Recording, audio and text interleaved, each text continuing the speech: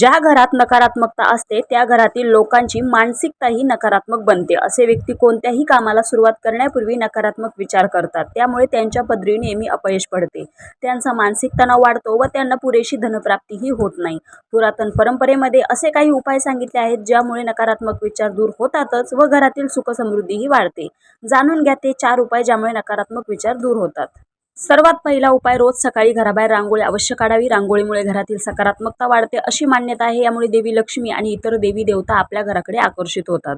दुसरा उपाय, रोज सकाळी लवकर उठा व आंघोळ झाल्यानंतर तांब्याचा कलश पाण्याने भरा.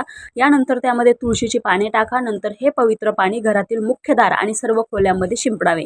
यामुळेही घरातील नकारात्मकता दूर होते. तिसरा उपाय, रोज सकाळी लवकर उठल्यावर तुळशीच्या रोपट्याला पाणी अर्पण करावे. हे करत असताना विष्णू मंत्राचा जप करावा जो तुम्हाला येत असेल तो, नाहीतर हा मंत्र आहे ओम नमो भगवते वासुदेवाय नमः. चौथा उपाय, घरातील मंदिरात रोज सकाळी तुपाचा दिवा लावावा. कापूर जाळून देवाची आरती करावी. तुपाचा दिवा आणि कपुराच्या धुरामुळे घराची पवित्रता वाढते, वातावरण शुद्ध होते. थोडक्यात ते सकाळी आणि संध्याकाळी नियमितपणे केलं तर अतिउत्तम आणि त्यात लवंग टाकले कापूर सोबत तर अतिच उत्तम. रामकृष्ण हरी.